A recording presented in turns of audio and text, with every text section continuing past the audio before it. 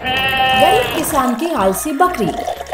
एक गांव में गोपाल नाम का एक गरीब किसान रहता है। गरीब होने के कारण ना उसके पास खेत जोतने के लिए बैल थे और ना ही ज्यादा पैसे थे मजदूर लगाकर उनसे काम करवाने के लिए। एक दिन गोपाल लता के साथ खेत में काम कर रहा था कि तभी गोपाल नीचे गिर जाता है। तब उसकी पत्नी लता गोपाल से कहती है, आप ठीक तो हो ना? चोट तो नहीं आई? मैं कब से कह रही हूँ कि मोहन से बैल किराए पर ले लो, पर तुम मेरी बात ही नहीं सुनते। अरे गरीब को कहाँ चोट का दर्द महसूस होता है, ये तो अब रोज का ही हो गया। लता, मोहन बैलों का बहुत किराया लेता है, हमारे पास कहाँ इतने पैसे हैं। लता जिद पर अड़ जाती है। तब गोपाल मोहन के पास बैल किराए से मांगने जाता है। मोहन के पास बहुत सारे बैल थे और वो गांव में किसानों को किराए से अपने बैल देता था खेतों के कामों के लिए। पर वो बड़ा ही लालची था। पहले पैसे मिलने पर ही वो बैल किराए से देता था। गोपाल मोहन से इस बारे में बात करता है। तब मोहन हंसते हुए कहता है, अरे गोपाल, तू मेरे बैलों का किराया नहीं दे पाएगा। जा जा खुद खेत में काम कर, बैल किराए से लेना तेरे औकात के बाहर है। मोहन के सामने गोपाल विनती करता है पर वो उसकी एक नहीं सुनता। तभी मोहन अपने एक मजदूर से कहता है, अरे सुनो, इस बकरी के बच्चे को जंगल में छोड़कर आ। जब से पैदा हुआ है तब से कमजोर है, ऐसे बकरी का कोई मोल नहीं मिलता। गोपाल को उस बकरी पर दया आती है और उसे बुरा भी लगता है कि मोहन उसे जंगल में छोड़ रहा है। तब गोपाल मोहन से कहता है, अरे मोहन, क्यों बेचारी को जंगली जानवरों के हवाले कर रहे हो? अगर तुम इसकी देखभाल नहीं कर सकते तो ये बकरी मुझे दे दो। मोहन को बकरी से कोई फायदा नहीं था, इसीलिए वो बकरी गोपाल को दे देता है। गोपाल बकरी को लेकर घर आता है। तब लता कहती है, अरे आप तो बैल लाने गए थे और ये क्या लेकर आए? भला ये बकरी का बच्चा हमारे किस काम का? तब गोपाल सारी बात बता देता है। लता को भी उस बकरी पर दया आती है। अब वो दोनों मिलकर उस बकरी का अच्छे से ख्याल रखने लगते हैं। कुछ ही दिनों में अच्छी देखभाल की वजह से और सही समय पर हरी भरी घास मिलने से बकरी अब तंदुरुस्त बन जाती है। पर ऐसे बैठे बैठे खाते रहने से बकरी आलसी बन जाती है। बस जब देखो तब उसे खाना चाहिए रहता था। लता तो परेशान हो गई थी। ऐसे में एक दिन वो गोपाल से कहती है, सुनिए, जब ये बकरी हमारे घर आई थी तो कितनी कमजोर थी, पर अब देखो कैसे खा खा कर मोटी और आलसी हो गई है। बस खाना खाकर सोती रहती है। उसे खाना खिलाते खिलाते तो मैं थक गई हूँ। अरे तो फिर बकरी अच्छा खासा दूध भी तो देगी, फिर हम दूध बेचकर पैसा कमाएंगे और खुद के बैल खरीदेंगे। इसलिए उसे जितना चाहिए उतना खाना दिया करो। लता गोपाल की बात मान जाती है, पर बकरी तो आलसी थी, उसने दूध देना भी शुरू नहीं किया था। अब तो लता परेशान हो जाती है और एक दिन बकरी के सामने गोपाल से कहती है, सुनिए, अब बहुत हो गया इस बकरी का आलस, ये किसी काम की नहीं है। मैं तो कहती हूँ कि इसे जंगल छोड़कर आओ, कम से कम किसी जंगली जानवर की भूख तो मिटेगी। या फिर आप एक काम करो, इसे कसाई को बेच दो, कम से कम कुछ पैसे तो मिल जाएंगे। लता की ये बात बकरी सुन लेती है। तब वो झट से खड़ी हो जाती है। वो लता की बातों से डर जाती है और जोर जोर से चिल्लाने लगती है। तब गोपाल बकरी को सहलाने लगता है। तब बकरी अचानक से दूध देने लगती है। तब गोपाल चकित होकर लता से कहता है, अरे लता, देखो बकरी दूध दे रही है। लता बकरी का दूध निकालती है।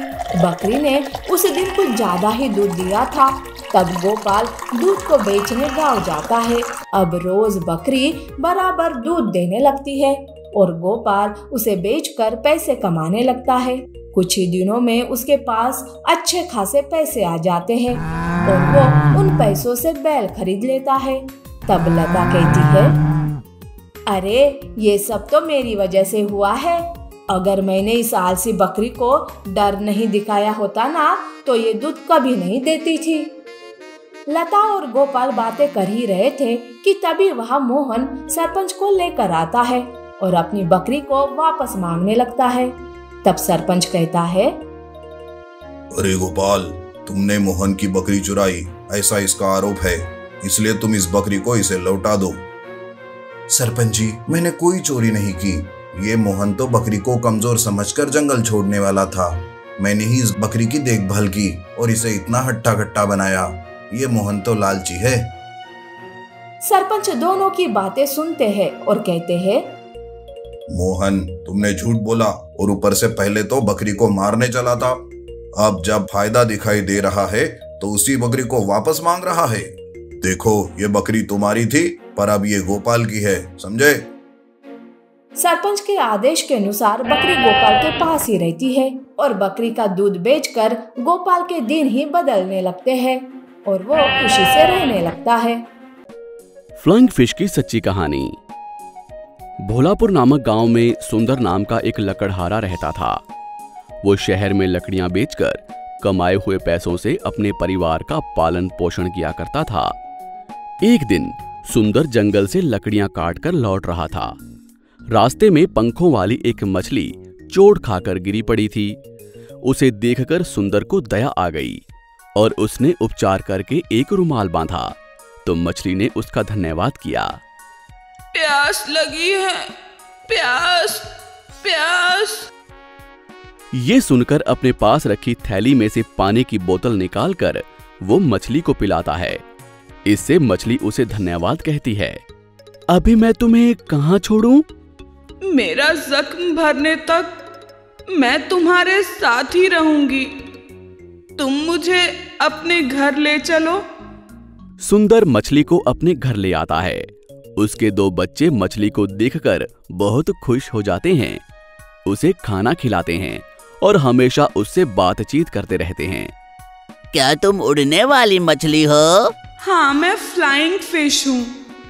क्या तुम सिर्फ पानी में ही उड़ सकती हो या फिर हवा में भी उड़ोगी? कहीं पर भी उड़ सकती हूँ। तुम्हारे पंख बहुत सुंदर हैं। आप दोनों भी बहुत सुंदर हो। मेरे साथ चलो।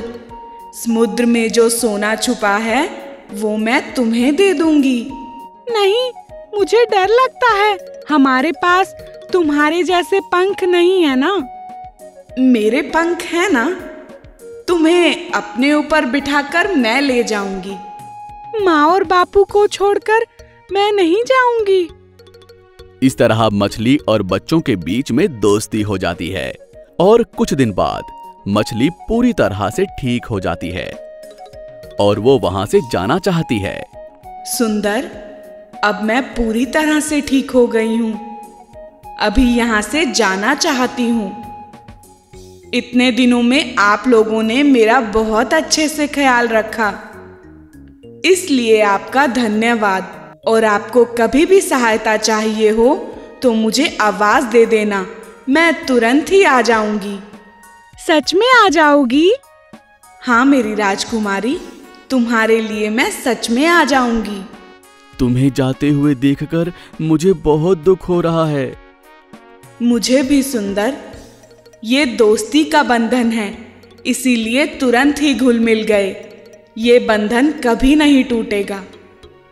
ये बातें सुनकर सुंदर और बच्चों को बहुत रोना आता है और मछली भी रोकर उन्हें गुड बाय कहकर वहां से उड़ जाती है। कुछ दिनों बाद बारिश का मौसम होने के कारण बहुत ही वर्षा होती है। इस कारण सुंदर जंगल नहीं जा पाता, लकड़ियां नहीं काटता और उसकी कमाई नहीं हो पाती। इससे अपने परिवार का पालन पोषण नहीं कर पाता।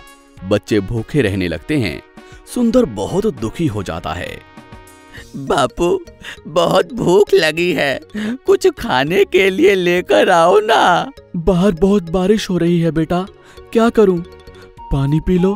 बापू, और कितने दिन ऐसे पानी पिएंगे? बेटी की बातें सुनकर सुंदर चुपचाप बैठ जाता है। आप जाकर फ्लाइंग फिश से कुछ खाने के लिए मांग आइए ना। ये गलत है बेटा, इस तरह हमने मांगा तो हमारी सहायता का अर्थ बदल जाएगा। ये बात है बापू। इस तरह बेटी सोच में पड़ जाती है। इतने में फ्लाइंग फिश सुंदर के घर आती है। सभी लोग दुखी होकर बैठे थे। हाय राजकुमारी, तुम आ गई मछली। कहकर रोने लगती है। मछली को कुछ समझ में नहीं आता। क्या हुआ मेरी राजकुमारी? बहुत भूख लगी है, सप्ताह से कुछ भी नहीं खाया। 1 सप्ताह से खाना नहीं खाया? लेकिन क्यों? तुम जानती हो ना मछली, बापू जंगल जाकर लकड़ियां काट कर लाते हैं और बाजार जाकर बेचते हैं, तभी घर में चावल, दाल और अन्य सामान आता है। क्या बापू जंगल नहीं जा रहे? नहीं, वर्षा के कारण नहीं जा पा रहे। मैंने कहा था ना सुंदर, मुश्किल समय में मुझे याद करना। सुंदर मौन होकर मछली को देखता रहता है। तुरंत ही फ्लाइंग फिश सभी लोगों को ऊपर बैठाकर हवा में उड़ते हुए समुद्र के पास लेकर जाती है। समुद्र के ऊपर उड़ते रहने से राजकुमारी को बहुत डर लग रहा था। मछली उन्हें धैर्य देते हुए समुद्र के अंदर ले जाती है। समुद्र के अंदर बहुत सारे फलों के वृक्ष, सब्जियां, अनाज, दाल और बहुत सारा सोना, चांदी और हीरे चमकते हुए थे। ये सब देखकर सभी आश्चर्यचकित हो जाते हैं। भूखे होने के कारण बच्ची एक फल तोड़कर खाने लगती है। सुंदर, आज मैं तुम्हारे कारण जीवित हूँ, इसीलिए तुम्हें जो कुछ भी चाहिए ले सकते हो। तुम बहुत दानवीर हो, लेकिन बिना मेहनत के मैं कुछ भी नहीं लूंगा। कुछ काम रहा तो बोलो, काम के बदले तुम मुझे कुछ भी दे सकती हो। सुंदर की बातें सुनकर मछली को सुंदर की ईमानदारी का अंदाजा हो जाता है। मेहनत करने वालों की कभी हार नहीं होती। इसका उदाहरण सुंदर है। ये सोचकर सुंदर के लायक कुछ काम इधर उधर देखती रहती है। तभी मछली को पास ही में पहाड़ के टुकड़े दिखाई देते हैं। मछली सुंदर को उन्हें उठाकर समुद्र के किनारे रखने को कहती है। सुंदर मान जाता है और उन्हें समुद्र के किनारे रख देता है। इस काम के बदले में मछली एक बड़ी सी पोटली बांधकर उसे देती है, लेकिन सुंदर उसमें से सिर्फ 4 महीने तक गुजारा करने का धन ही लेता है। ऐसा क्यों सुंदर? तुम्हारी सहायता करने के लिए और इस काम के लिए इतना काफी है। ये बातें सुनकर मछली मौन रह जाती है। उन्हें घर पहुंचाकर धन्यवाद कहकर वो चली जाती है। ईमानदारी के साथ ही मेहनत भी रहती है, ये बात आज मेरे समझ में आ गई। इस तरह सोचती रहती है। आपको हमारी ये कहानी कैसी लगी, हमें कमेंट बॉक्स में जरूर बताएं। और यदि आप ऐसी ही और भी कहानियां सुनना चाहते हैं तो हमारे चैनल को सब्सक्राइब करना ना भूलें। शुक्रिया।